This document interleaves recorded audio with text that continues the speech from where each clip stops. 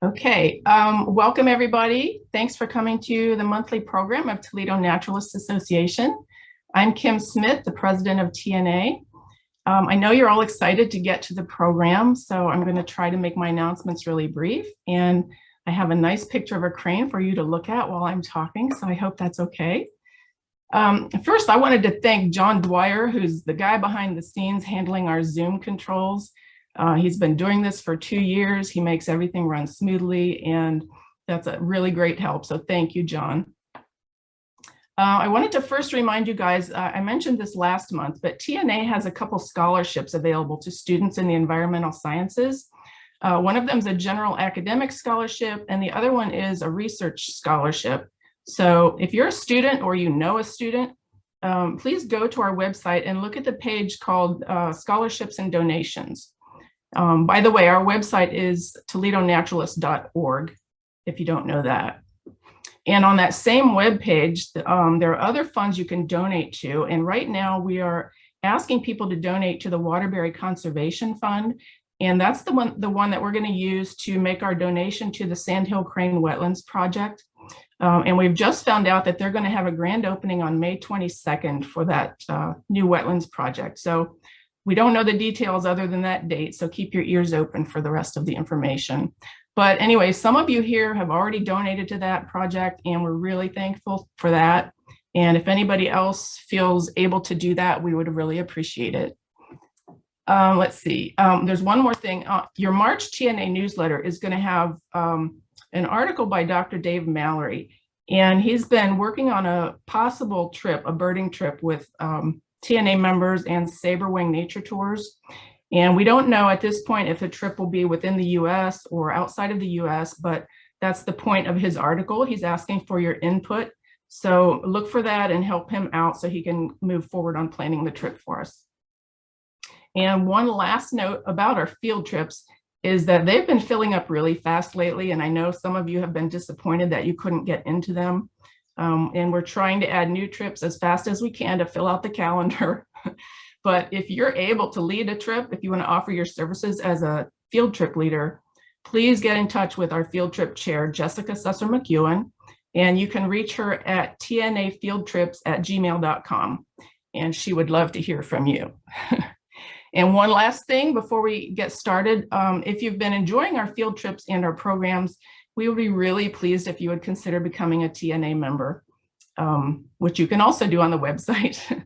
So I think that's it for me. I really want to get into this program. So thank you for being here. And I'm going to turn this over to our program chair, Jim Witter, so he can introduce our speaker. There he is. Yes. Thanks so much, Kim, for that introduction, and good to, well, see you or have you. I was scrolling down the name list, and good to see so many familiar names, but welcome to all. My name is Jim Witter, and I am the programs chair for the Toledo Naturalists Association, and would like to say before we kind of start the presentation, if you do have questions throughout the presentation, you can put them into the chat that we can try to. I will try to get to the questions at the end of the presentation. But without further ado, I would like to introduce our guest speaker for this evening's program, Tom Leiden, who serves on the board of directors at the International Crane Foundation. Tom's passion for nature and adventure started over 30 years ago when he became interested in birding. This interest led Tom and his wife, Kathy, to travel throughout the world, where they developed a deep passion for wildlife and conservation. Tom retired from the family business, the Leiden Cabinet Company, which allows him more time to spend on his conservation activities. We can relate to that. Excellent. Recently, they have had the opportunity to be involved in several crane conservation projects with the International Crane Foundation. And besides serving on the board of directors with the International Crane Foundation, he also serves on the board at the Cleveland Museum of Natural History, as well as the North American Crane Working Group. And Tom was also the recipient of the Cleveland Museum Natural History's Conservation Award in 2011. So very pleased and delighted to have with us Tom Leiden to talk about the International Crane Foundation and the crane count and all things cranes. So thanks so much for being here, Tom. We appreciate you being here with us tonight. Thank you, Jim, for that lovely introduction. And thank you to Kim for your kind words. Let me bring this screen up here. I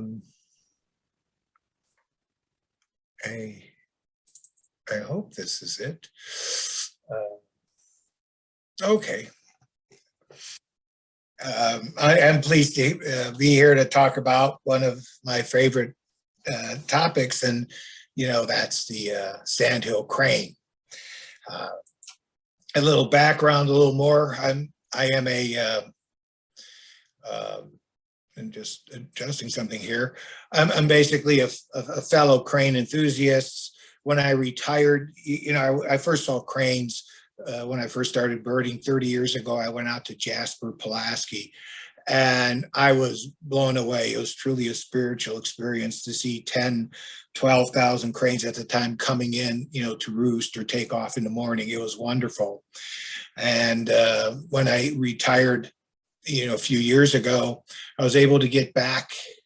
I got back involved with the cranes, mainly through the International Crane Foundation, and has traveled on a variety of great adventures, being able to ban cranes in South Africa and Mongolia, did various census in Chad and Angola. So it's been a wonderful, wonderful experience. And like I said, I'm a crane enthusiast, and I am fortunate to have a couple of good friends, collaborators that are experts in cranes that help me, by answering any questions. And that one is Dr. Laura Kearns, wildlife biologist, which some of you might have known. She's been involved with cranes for a while, and she's responsible for the Sandhill Cranes, in Ohio. And then there's Ann Lacey, senior program manager, North American programs, which of course encompasses the Sandhill Cranes. And both of them answered my questions and provided photos and also some slides, which, I use generously throughout the slides. So I thank them for that. The outline of the presentation, is shown here. We'll talk about the crane family, and then we'll talk about the Sandhill Crane natural history, and we're going to be focusing on the eastern population or the eastern flock and what happened to it over the last couple hundred years. And then we talk about what I call our cranes. When I started birding, we didn't really have cranes, in Ohio, but now it's good to say, yes, we have cranes. And then talking about going forward and how about involvement in things like the Midwest Sandhill Crane Count, and then end with a little introduction to the International Crane Foundation, because it's a fascinating place. So let's get going.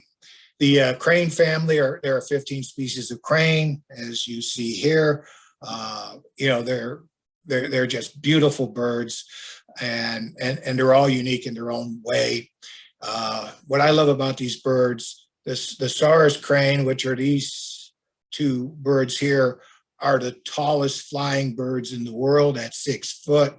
And to me, I like that. I'm 6 foot. I like looking a bird, be able to look them, direct in the eye. It's really fascinating in that.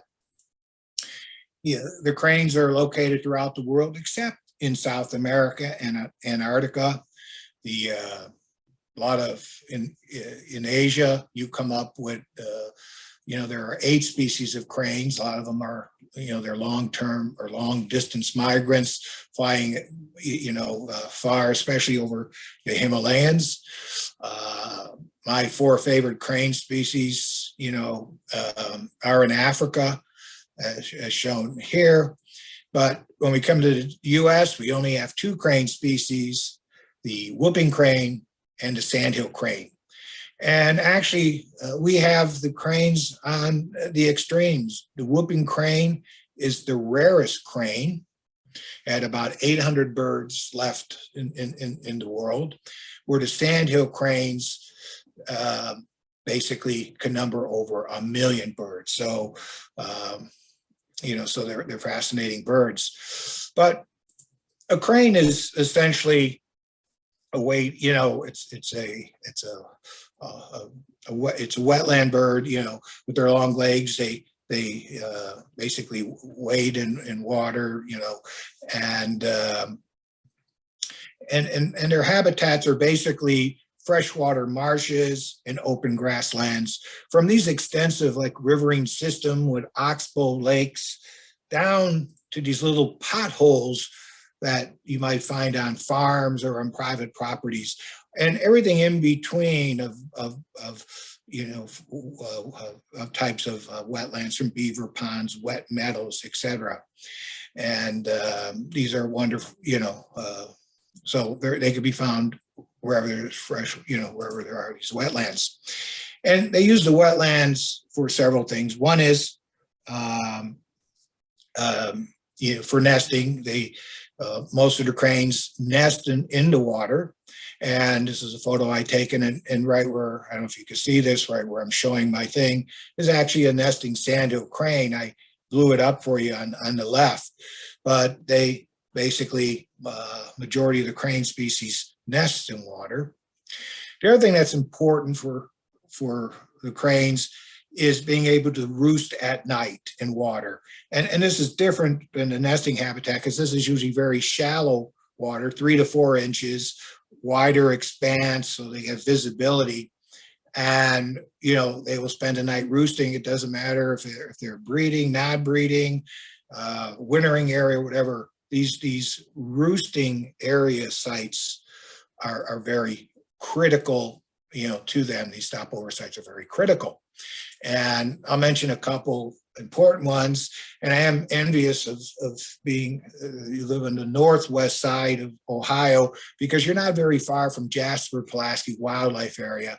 One of the first places, I saw, Sandhill Cranes.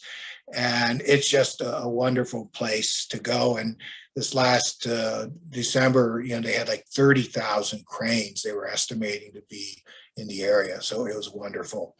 But the greatest place is the Platte River. It's the second, in terms of migrations, the second most phenomenal migration in the world after the wildebeest migration in Kenya and Tanzania.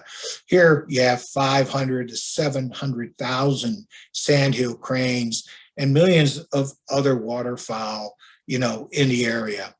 And again, you can see very shallow water, very open expanse, and these birds are coming in to roost.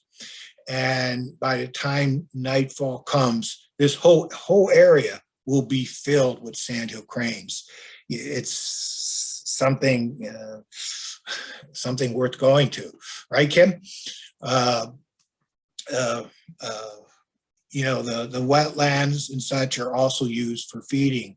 Especially some of the cranes are more specialized feeders, and they only feed in the wetlands. Here, for example, I show some saurus cranes, and cranes, a lot of the cranes have these long beaks, which are meant for probing down into the ground to get, whatever they're foraging for. In this case, you can see this one crane is basically has its head underwater and it's probing, and they're looking for, and I just lost the word. They're looking for the plants that are buried into the soil, the roots of the plants. And, so a lot of cranes do the, forage this way. The other ones, they go around gleaning, picking things up as they go around.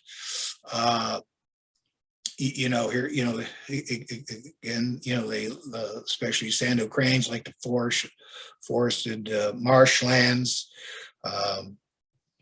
and basically looking for berries, insects, inverts, frogs, whatever they can, many of the birds. And again, we talked about the upland component, getting out to the grasslands, prairie. This is probably still a little wet marsh. And then finally, a very important feeding area is really cereal fields, agricultural fields, and especially corn, the waste corn. And you can see in the upper right, there, raised corn is, and here, they have two chicks, and, they're looking for waste over corn. But, we all know the issue is, the wetlands are continually being lost to agriculture, grasslands and such are constantly being lost.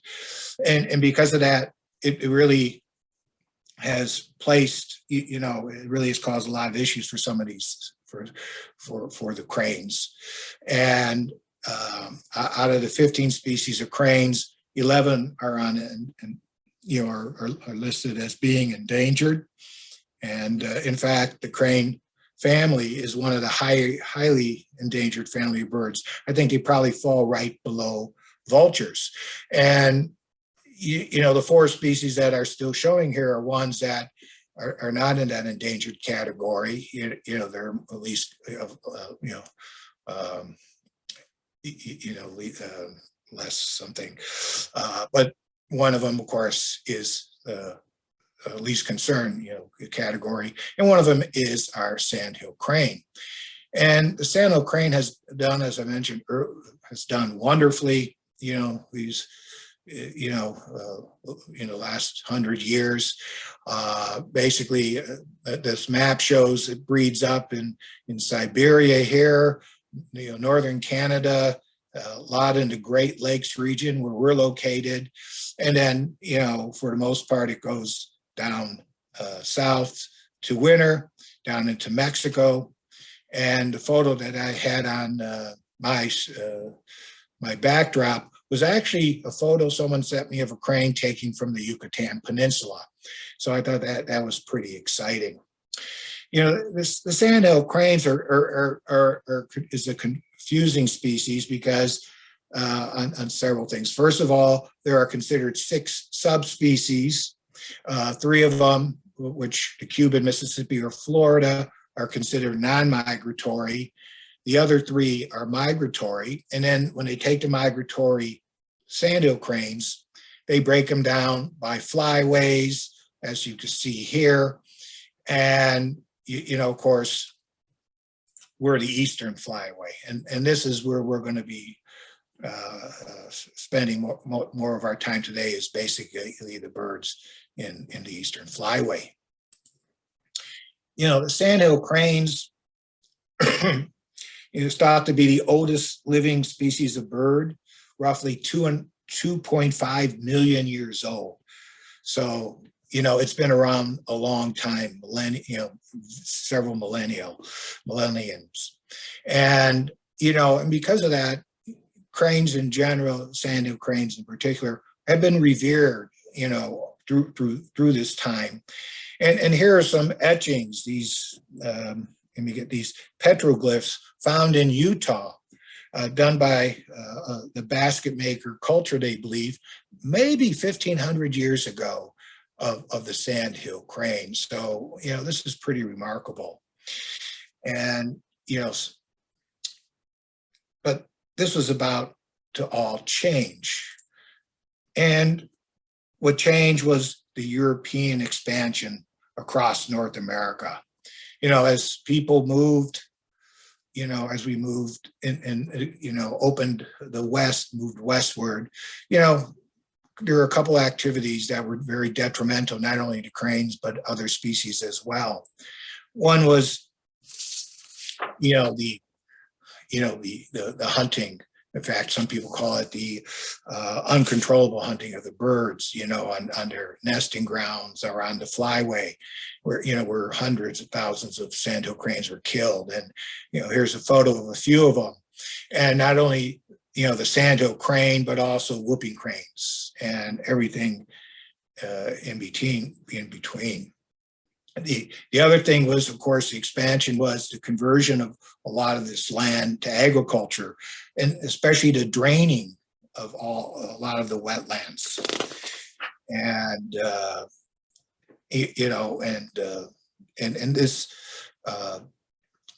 next slide or two is really talking, I was, very intrigued by the Great Black Swamp. And, this is some of the work being done in the, latter part of the late 19th century, on draining the swamp and turning it into agriculture. And why people thought this was a great ingenious, a great feat of ingenuity, because it turned the swamp into farmland. I kind of thought about the loss of everything there and sort of miss it, but they did all this. And of course, wetland loss, is has a major impact, especially on the Sandhill Cranes, because of, especially the nesting and everything. And, and in the bottom right, they show a map in the last 200 years, Ohio lost 80 to 100%. I think the figure is probably about 95% of our wetlands. And historically, this all took place in that late 19th century, where things were drained and turned into agriculture. And all except the Lake Erie marshes, which is sad to see that we finally quit draining them in 1974. And, again, it was saddened to read that. But these other areas, when the Black Swamp went and some of these areas went, that was the last reports of nesting Sandhill cranes. We basically removed their nesting and their feeding grounds, and there was nothing left.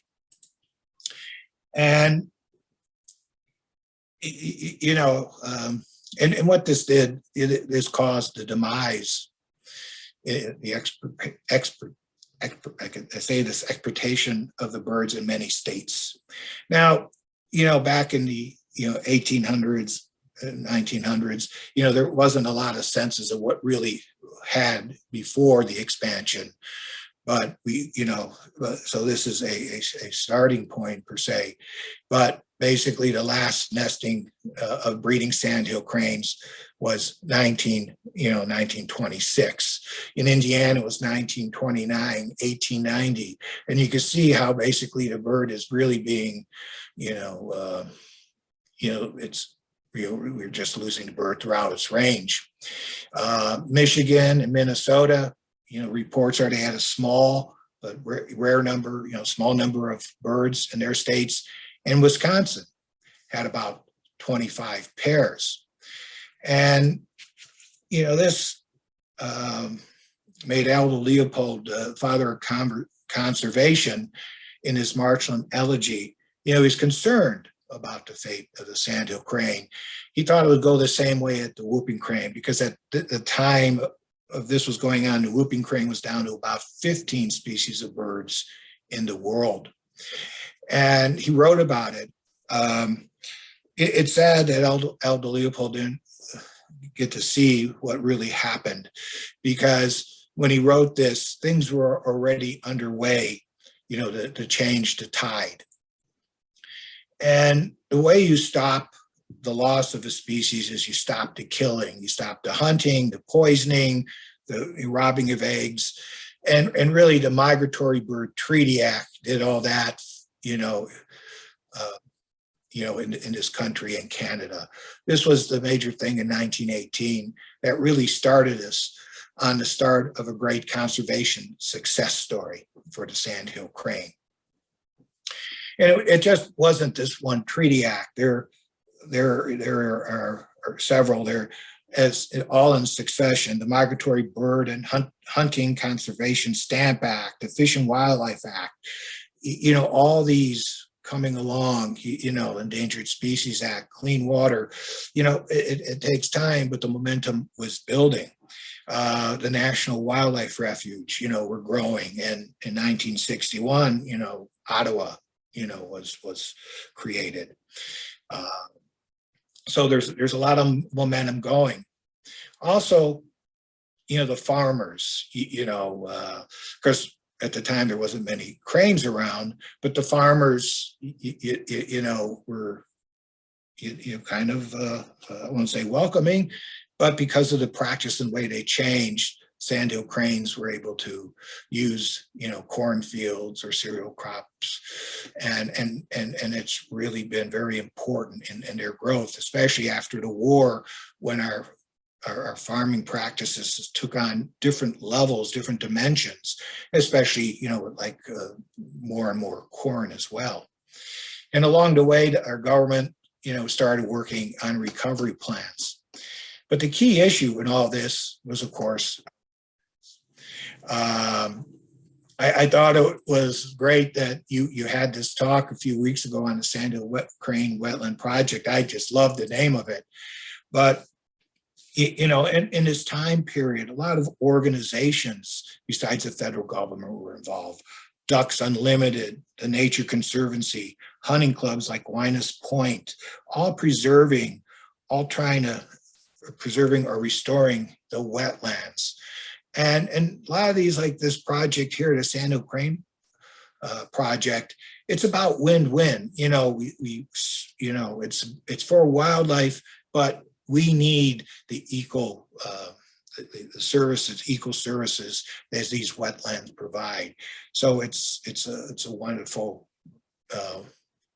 it's a wonderful project, and we need more like them.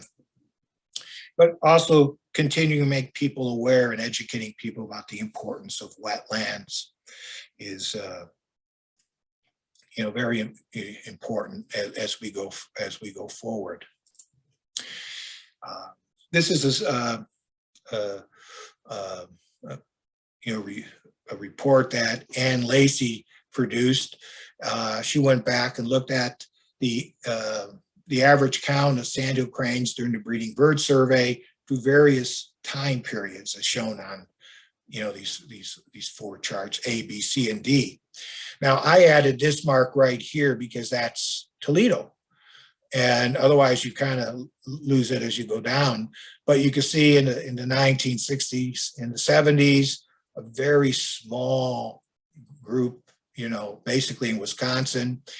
And throughout this, Wisconsin is the core for breeding Sandhill cranes for the eastern flock. 66% of all breeding birds are in Wisconsin. So it's only natural that they're going to be radiating out. And you saw what happens in the next 10 years. It's getting bigger and bigger. And finally, 1990, more so. And then in 2000, you can see what's happening and how close they are getting. And why this is important, it's believed that the birds from Michigan and Ontario are the birds that are coming down and making Ohio home. And what is key here is the eastern population has been growing at about 4.5% a year. So it's been one of the more successful of the populations of the Sandhill crane in terms of growth. For example, in Michigan, over a 10-year period, the population grew by 10%, Ontario 21%. So these are important numbers, and this is bringing birds, as birds are migrating down, they're coming into Ohio. And we could see that we had our first breeding record in Wayne County, 1987. These bird atlases, I think, are fantastic. It's a great way of documenting the status and distribution of the birds, in a state. It brings in a lot of people, citizen science to the, at its best. But it also gets people to look at things, throughout the whole state instead of just, going to the hot spots. So I think these are wonderful, wonderful programs. And of course, Wayne County, we have the record. It was 61 years, since our last nesting record for us to have a breeding pair in Ohio again. And then when we go to our next breeding bird atlas, which is 20 some years, of course, things have changed. Now you have 239 records of cranes, and it's just wonderful. 27 counties, now have cranes, up from one. So it is showing the population explosion of the Sandhill Cranes, in the eastern flock. The ODNR, does follow the Sandhill Crane, especially since it was, at the beginning of this graph in the 1996, it was endangered in the state of Ohio. And basically this is from their data. They called in of sightings, and later on when eBird came, with eBird working, it provided a lot of sightings there, and eBird has done a great job of revolutionize, the birding world, and gives you some great information. And of course, what this shows you again, what we just saw, how the very low increase in the light blue until we're hitting about 60 breeding pairs now, which is fascinating. They're doing so well that in 2017, they were downlisted from state endangered to state threatened. So again, a continuing success story here. Now this is the, excuse me for a second.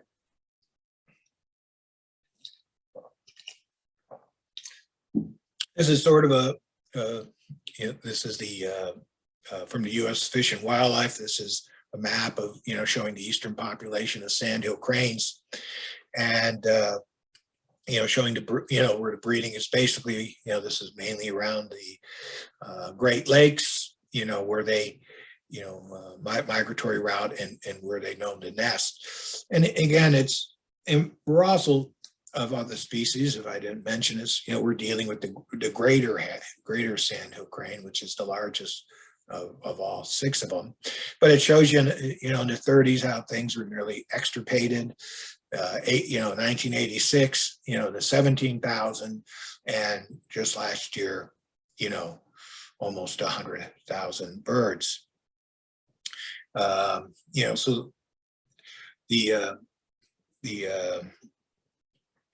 even, and it's not believed that we're back to the historical populations, but we have done quite well considering that 90% of the habitat in these areas, were lost. So we're doing quite well, considering. Now, I want to talk about the Ohio birds. Greater Sandhills, and a lot of work, has been done by ODNR.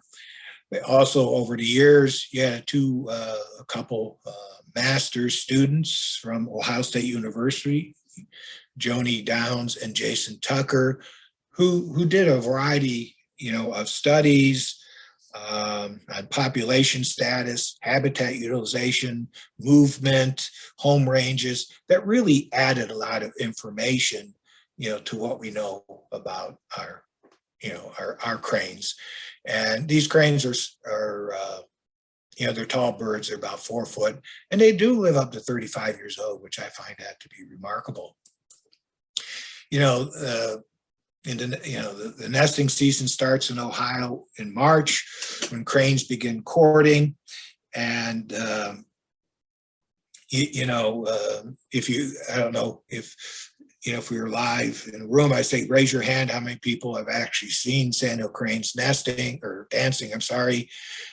They do a wonderful job. In fact, since these birds have been around for millennials, I think they actually taught us how to dance.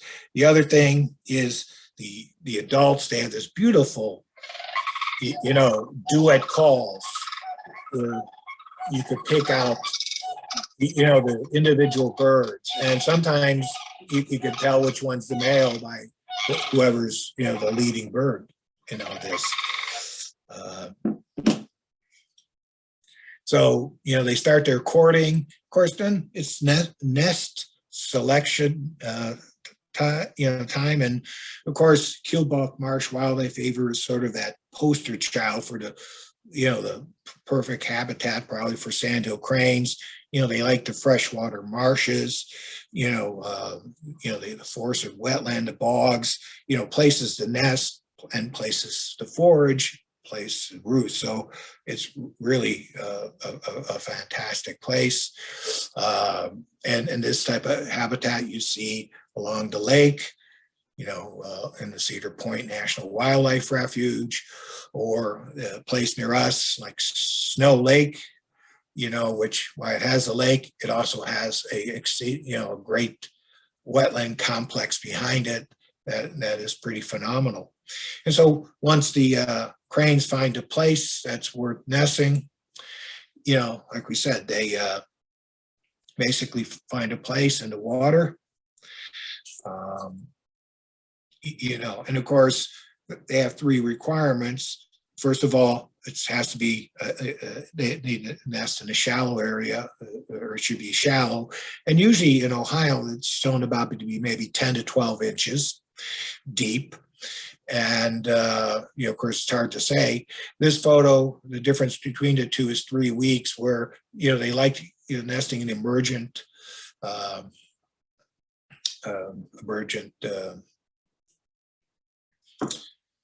oh boy,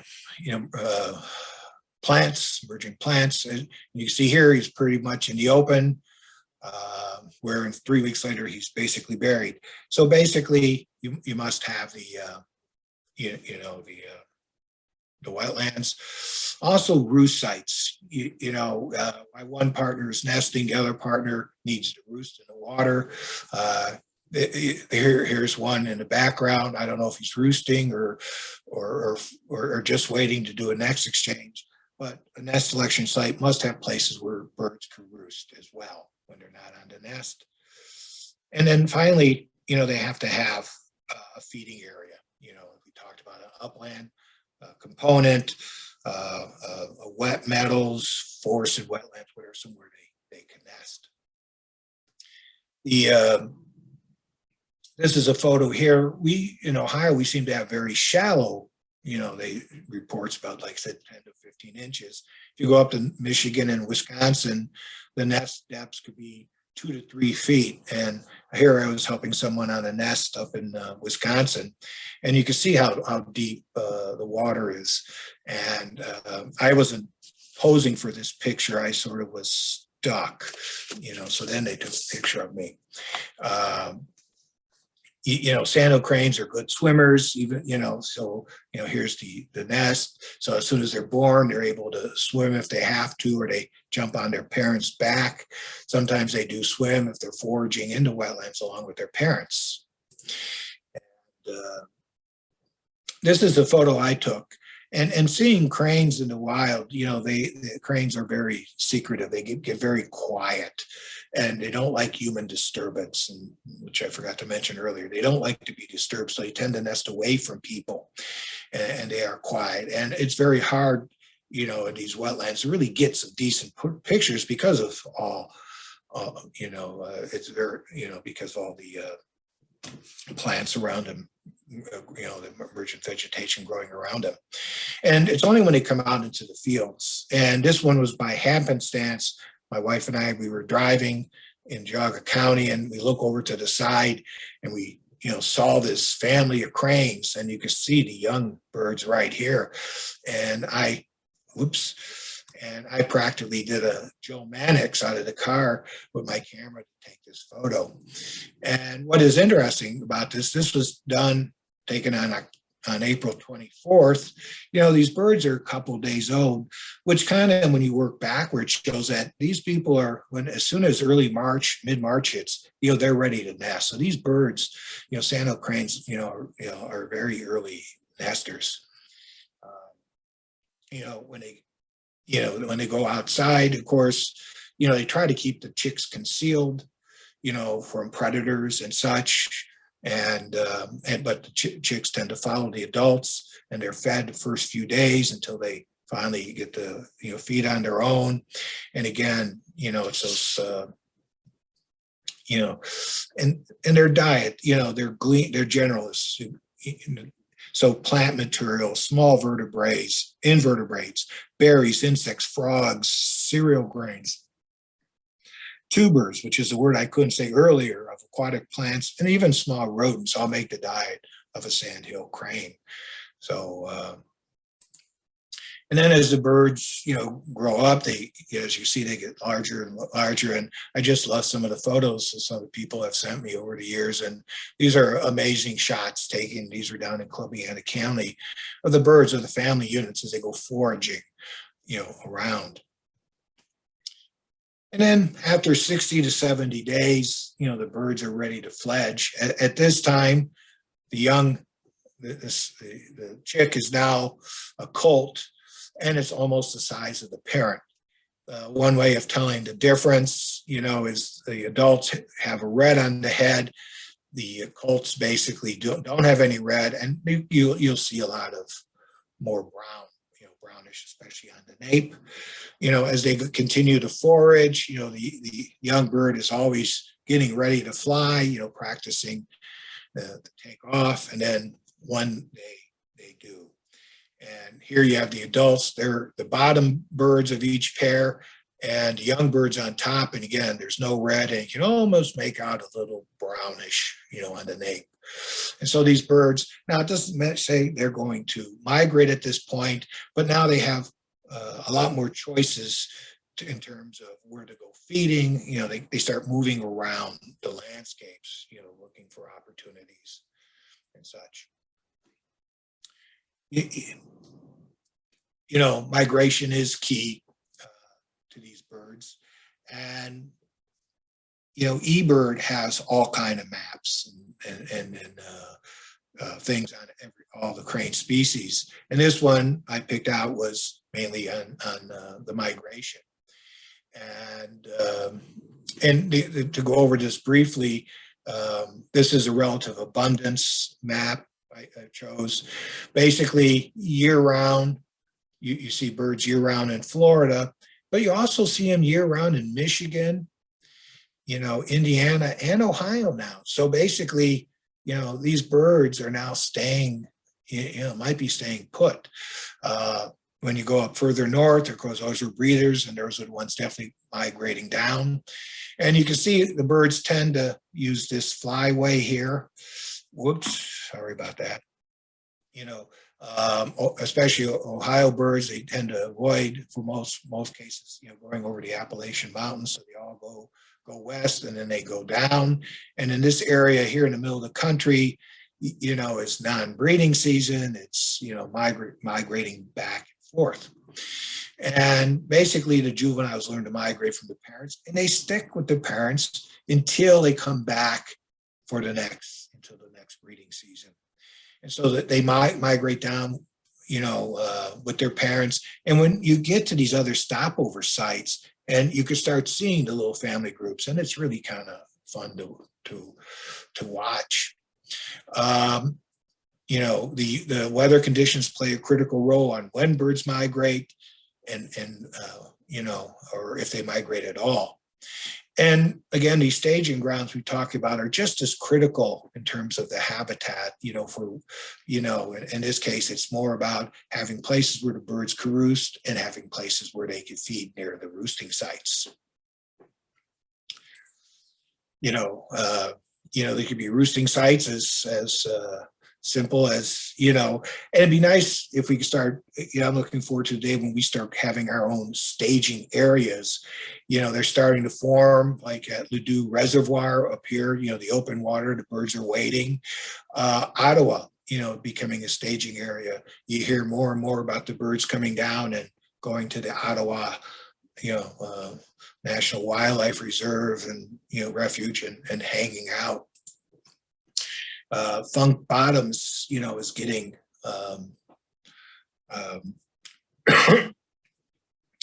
it was becoming a staging area, for non-breeders and for fall migration, but it also has the highest concentration of birds throughout the year. So this is all exciting in Ohio. The one area I want to touch base on is the Hiwassee Wildlife Refuge in Tennessee that I was at a few years ago. Again, you see the broad expanse of water and some land. But the one thing that's starting to happen around a lot of wildlife refuges, even state or the national government, or even private individuals, is the idea of having corn available throughout the winter season. And here they started this in the 1980s, down at Hiwassee, where they paid farmers, to grow corn, and then they would sometimes knock it down, throughout the year. And you could see, all of the cranes here. And not only do cranes be able to utilize this, but our waterfowl. And corn is nutritious. It gives them energy to migrate. And it's been very important. And you see this at a lot of the major stopover sites now. Just to show you how things have changed in the last 50 years. Again, Ann Lacey went back using citizen science with the annual Christmas bird count. And here she's showing that, in the winter, Christmas bird count, most of the birds were down in Florida. 10 years later, of course, you can see the numbers are picking up in Florida because the population is increasing. But now you're getting some of the circles moving up, in the Georgia and places like that. By 2000, Florida looks like it's just loaded with Sandhill Cranes, and the birds are going up into Wisconsin and Michigan. And then more recently, you just see the birds, coming in. And it comes down to, birds' migration patterns have changed, and we're seeing that, whatever. When I look outside, when we have 2 feet of snow and there's a robin under my window, it tells me that something is going on.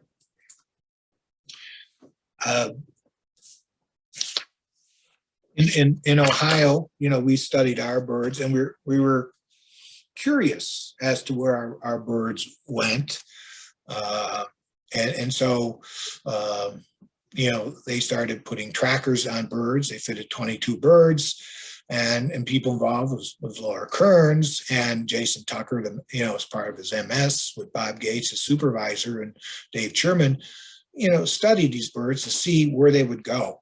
And part of the reason for doing this was how they're utilizing habitats in Ohio, but also that there were some states like Kentucky and Tennessee that were starting hunting season, and they were wondering what would happen to the fate of the birds, that were going down that way.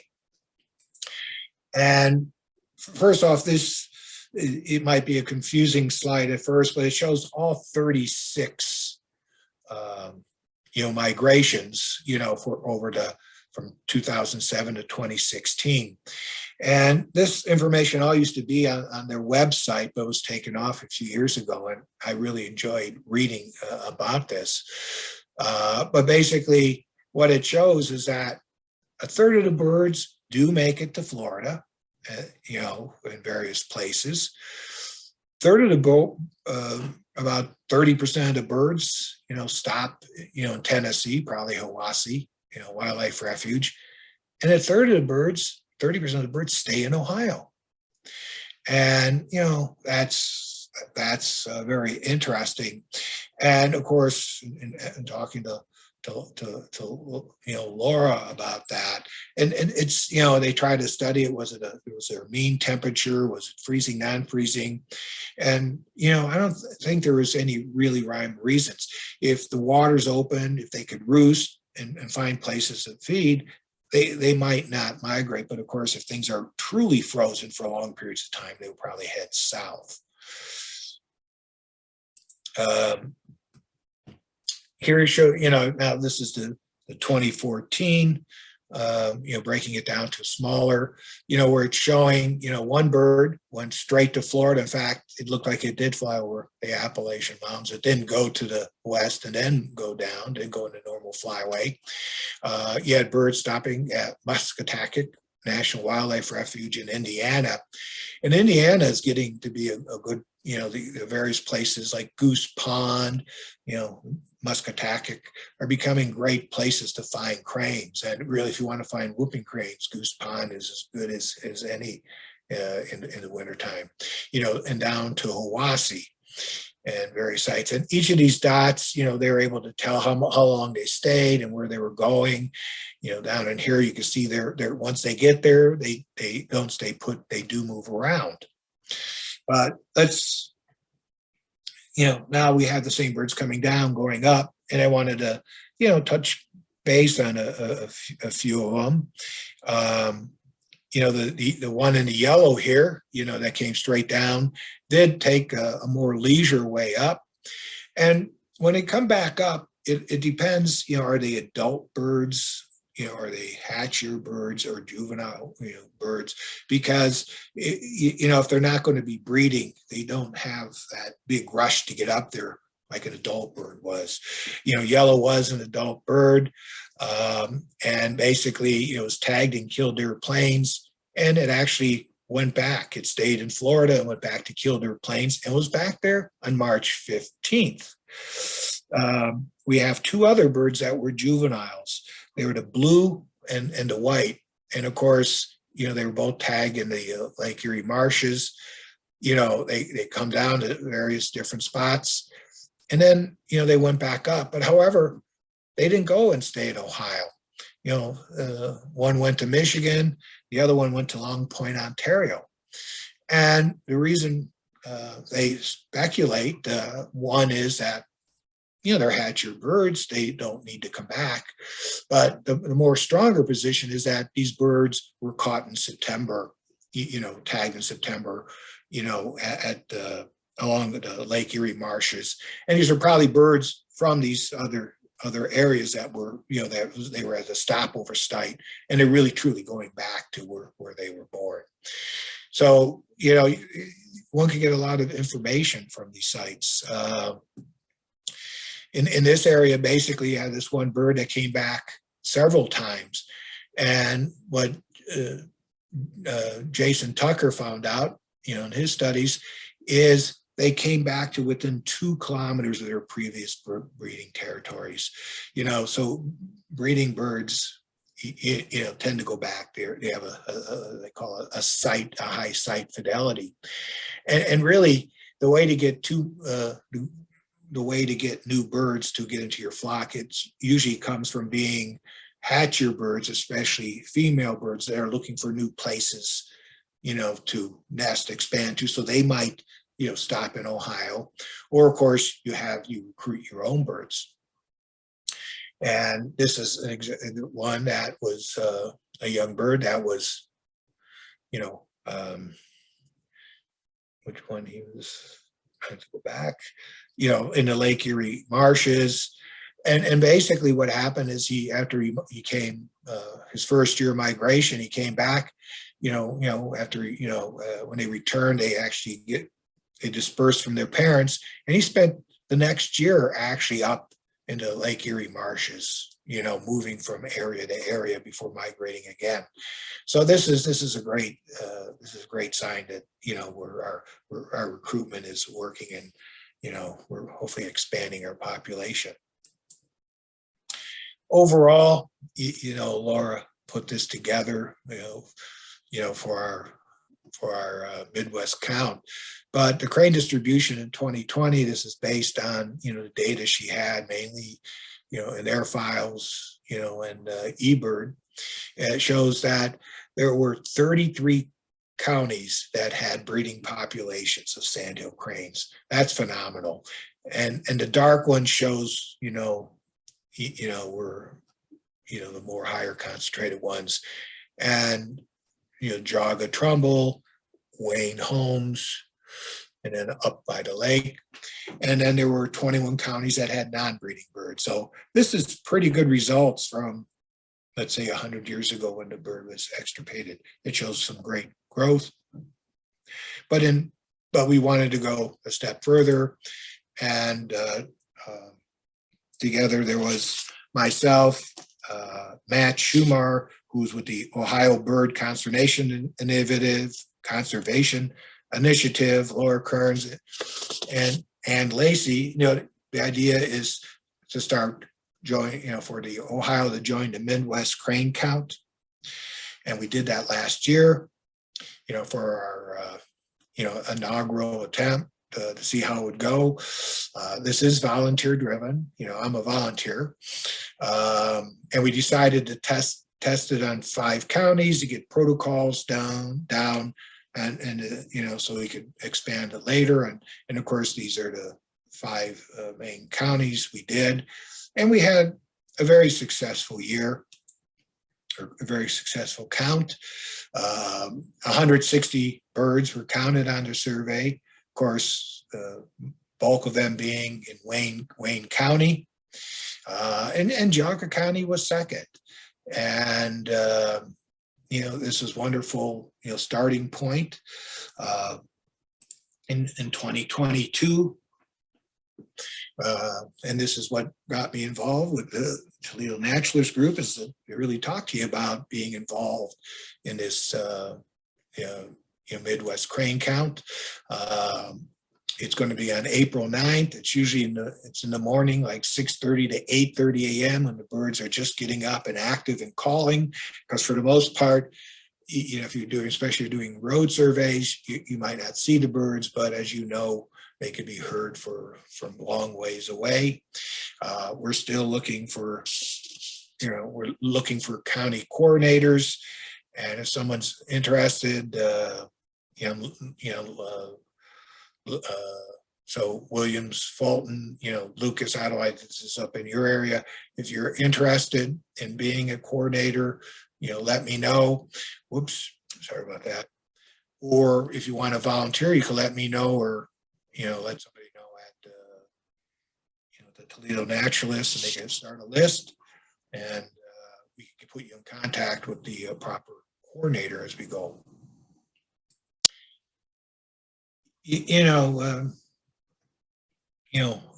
Laura summed it up in these slides, and I couldn't do any better.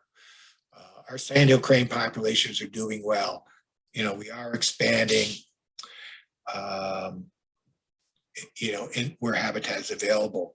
And again, that will always be the primary issue facing cranes in Ohio and other places, is that emergent wetland habitat. That is the key to the nesting and brooding. And as long as we can have that and increase that, the population will grow. And then, we are becoming part of that. We used to be on the edge of the migratory corridor. Now we're becoming part of it. And, especially Cincinnati area, because they used to be that edge where they would, cut that corner. So Cincinnati used to be more so than up here in Northern Ohio. I'd like to take a few minutes and talk about the International Crane Foundation. It's a wonderful place located in Baraboo, Wisconsin. It's basically has all 15 cranes on display. It also have which is as shown here, the layout. It also has a place called Crane City, where they have over 60 breeding pairs of birds for a variety of reasons. One of is whooping cranes to help with the captive reintroduction program of the whooping crane, to the east here. And they have some beautiful, beautiful prairie grounds. And I find this place to be simply magical. The exhibits, they had somebody do these murals and all the exhibits, showing the habitat or showing where the cranes came from instead of just a block wall. And he did a phenomenal job. Inside the George Archibald Visitor Center, of course, you can learn everything crane, some of the history of ICF, but where we're going and what we're doing. And it's really all about caring, engaging, and acting, getting people to understand, when you care, you engage and you act. And that's sort of the basic tenets of what we want to do. What I like is that we go outside that fence at Baraboo to saving cranes and the places where cranes dance. And that's by using the charisma of cranes to, work with people. And, cranes bring people together, they're revered, they're liked, and you can get people talking. And when you get people working together, you get a win-win for wildlife and the people, and you do that by saving the habitats that are so critical. And that's where, cranes inspire us to solve big conservation challenges. I'm hoping, with the Midwest Crane Count, again, it makes us put out there the awareness that wetlands are important. And so wherever cranes are, we're solving today's problems. And I'd like to give special thanks again to Laura Kearns and Ann Lacey, and to my wife, Kathy. She basically puts up with me when I put these talks together. And, many of the people that gave me photos for the talk, I mean, the photos were just beautiful. And here are a couple, hopefully we won't get to this point like they do in Florida, where you have cranes all over the place on golf courses and backyards. I don't know how this crane got in this car, but that's a crane in a car. So if you want to really see some weird crane behavior, I guess you go down to Florida. So I want to thank you, for letting me present this fabulous topic to you. If you have any questions, I guess I could read them. And I don't know about you, but when this is over, I'm going to grab my Sandhill Crane Red Ale and enjoy it. So, good night. Now, how do we do this? Yeah, thanks so much, Tom. Appreciate it. And before we get to the questions, I wanted to point out in the chat we had Kim. Yeah, they're in the chat. We had Kim, who mentioned that she put the link in towards donating, supporting the Toledo Natural Association donation towards the Sandhill Crane wetlands. Right. So through the Waterbury Conservation Fund that we have, Toledo Natural Association. So we have the link right there in the chat up towards the top. And also, if you'd like to stick around for the questions, you can. But if you're going to head out, I should mention next month's program speaker is Amy Stone, the agriculture and natural resource educator with OSU Extension here in Lucas County. And she's going to be presenting on the unwanted and invasive species update. Yes, so you can look forward to that. She's going to be talking a little bit about her work, or her kind of interest in the spotted lanternfly, a new invasive insect, focusing a little bit more on insects, but also invasive species in general. So you can look ahead to that coming up March 17th. It is beginning on Zoom at 7 o'clock. And now that I think that was all I had there. Yep, I'm going to get into the questions if you'd like to stick around. One of them, actually a couple of questions. I think you answered this pretty well, Tom. It was pretty fascinating. My favorite part was towards the end, all that research.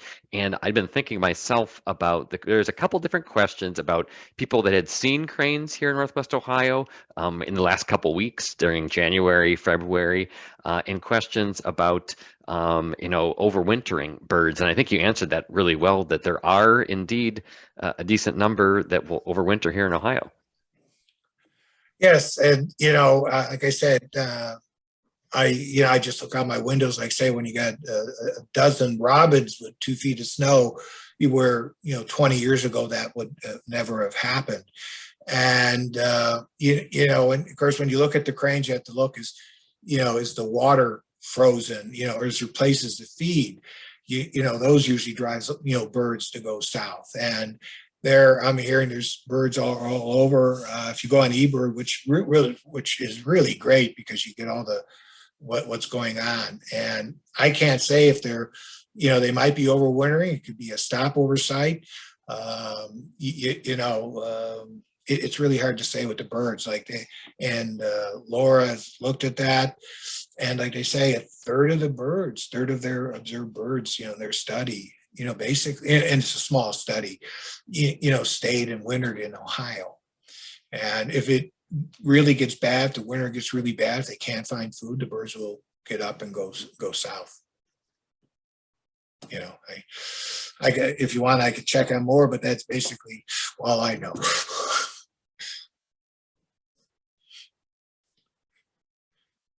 Because there's a lot of people about, is this unusual? And I think it's unusual, but it's happening more and more. Yeah, yeah. And another one that came up, we have Elizabeth tuning in from Arizona, and she was asking, I think, about Sandhill Cranes out west in Arizona, or kind of the west, we'll say the west generally. Anything about Western cranes or cranes and that western sort of population? Yeah, New Mexico has, yeah, there are a lot of sandhill cranes, you know, out, in the Southwest. I can't think of the place, Bosque, something usually has a crane festival, in the later, in the later part of the year. They get a lot of sandhill cranes. It didn't happen this year because of COVID, but there are cranes around. It might not be in Arizona, but because they probably, you have to go where are the wetlands, where are the places where they could route, where are the stopover sites, and you will find the cranes down there, and they got several different populations as well, and it gets very confusing. Yes, yeah. We also had, and this might be a little bit more, because I know you're there in Northeast Ohio, but we had a little bit of both kind of questions and commentary on cranes here in Northwest Ohio, especially relating to possible breeding birds. I know that Paul Jasek was mentioning, as you mentioned, Tom, about how Ottawa National Wildlife Refuge, might have some breeding birds. Probably all of those Lake Erie marshes is a good place for possible breeding birds. And we had some questions on kind of the Irwin Prairie, kind of the western Lucas County side, and sort of around when. You might be able to answer that best. When in the springtime might you be looking for possible breeding birds in either the eastern marshes or kind of Irwin Prairie, wet prairie areas? Yeah, we do the count in April. The birds from a lot of the tracking data came back in February and March. So the birds, are up are back here in March, for breeding. But of course, they could be confused with ones that are just, migrating through, and so it does get confusing. But if you go down to the marsh, the more of a marsh area than a roost site, the thing is to try to listen to them. Most of the people really identify, I think, nesting sandhills is when they actually get to see the chicks or the juvenile birds, when it comes out to feed, because it's very hard to find them in the wetlands. But it's just going down there and just listening and paying attention and going back a few weeks later, see if you can hear anything.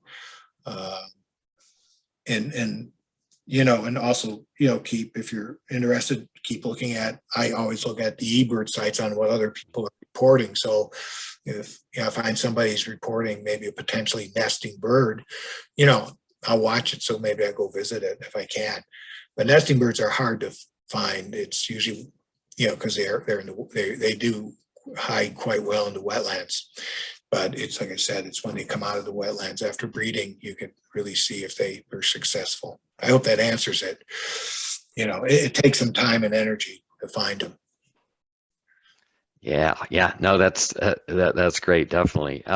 And another one, there was a sort of a conservation question, and it was from Paul, was asking about, we have this what crane wetland here, of course, conserving cranes, their numbers are increasing. You might see where I'm going. The numbers increasing enough that some states are allowing hunting. So Paul was kind of questioning, so we have this, the Sandhill Crane wetland where protecting the birds, but up in Michigan they've just approved hunting. So it's it's sort of discordant for him, as to or allowing hunting or preserving, and so that was sort of I guess the question about does that make sense? Well, each state controls their own what is legal to hunt, and right now we have. There are probably over 2 dozen states, especially out west, that allow hunting. Right now, Kentucky and Tennessee have hunting. They're fighting it in Wisconsin, and they're also fighting it in Michigan as well.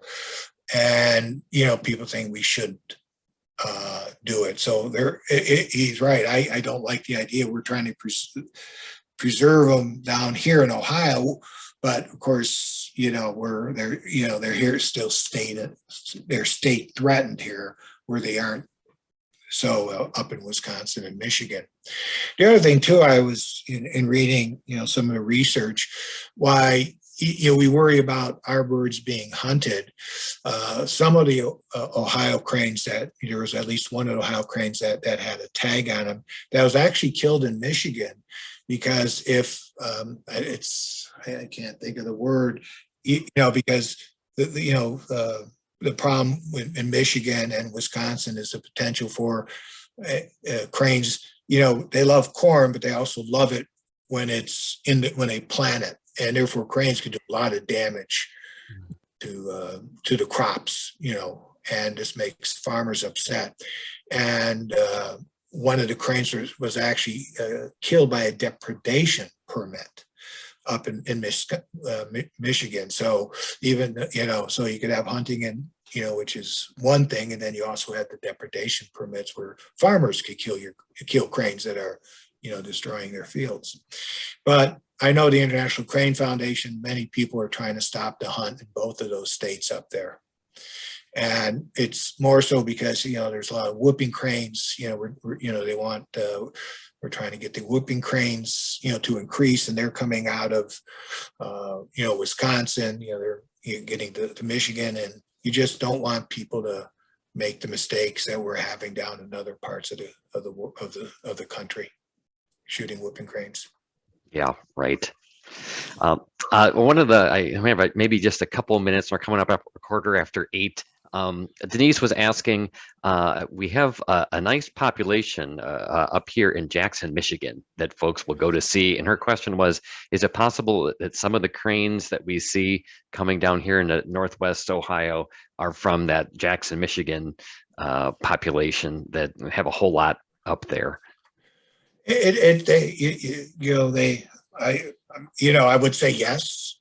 But not 100% certainty. You know, the birds are coming down from Michigan, and, you know, especially our lake, you know, they're coming around the lake, and, you know, those Lake Erie marshes just are a draw. You know, the cranes, you know, it's peaceful, they're not disturbed. And so this is what we talked about, you know, our population is because cranes are coming down over time from Michigan. So there is a good chance that they could be down here, or we could see them.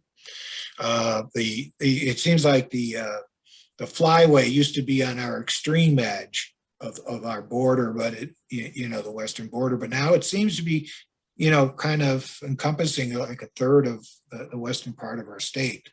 So, you know, which is all very good. And, you know, there are, you know, 100,000 cranes. There's a lot of cranes coming down. So I think it's a good chance. Yeah, just 2 more. Here's a quick one. You interested someone here in the Sandhill Crane Red Ale. Where do you get the red ale? A friend of ours in Colorado, out in Steamboat Springs, Colorado. She has a crane festival in September, because that's when the cranes are staging there before they head south. And they had somebody, it's called the Yampa Valley Brewing Company, made that up. And so I picked up, and of course we drank them there, and now they're empties. Some places have done whooping crane ale, you know, wherever the cranes are. Yeah, you can't get it around here. Sad to say. Good deal. And for the last one, kind of our chat slowed down. Where in Kilbuck? So that would be Wayne County, I believe, just a little bit south of you there. Where in Kilbuck do you see the cranes? I'm not very. What I do before I go down to Kilbuck, the best thing to do is to look at eBird and look at where the sightings are. if you're going down there at a certain, for a weekend, hey, I want to go down there. By looking at eBird, and this is what I do whenever I go out, I look at, who has the latest sightings, and, so then I make my, my trip map to go out there, especially some areas, sometimes I have 50 birds here. I mean, there's so many sightings, but, there's, sometimes they're staging in certain areas, and it's, I like to see the birds. So I would say look at eBirds more, because off the top of my head, I can't say more than that because I'm not very as knowledgeable as the areas I would like. Yeah, Elizabeth, correct me. It's Holmes County, just south of Wayne County. But Yeah. I would say that those, I think you mentioned Funk Bottoms is a wetland down there. Killbuck Right. Marsh. You couldn't do worse than to go there and keep your eyes open and just kind of drive around and near those habitats looking for them.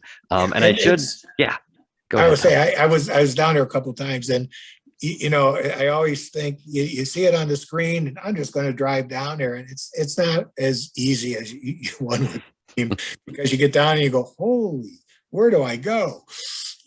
But if somebody will have some, wants to email me and questions, I can find them some information for them. Yeah, very good. I think we'll finish up with that. I should say in closing that this has been recorded. Thanks so much to John Dwyer, our webmaster and tech guru, for recording this, and it will be posted to our YouTube channel. Toledo Naturalist. You can basically just YouTube search us, Toledo Naturalist Association. So we will have that in case you came in partway through or missed something or wanted to go back through those nice research slides and commentary that Tom had. So thanks so much for being here. Hope to see you next month. And thanks again. Thanks so much, Tom, for being here with us. Give you another round of applause up there. And good to see you all. Thanks so much for being here. Thank you, everybody. And stay warm. Thanks.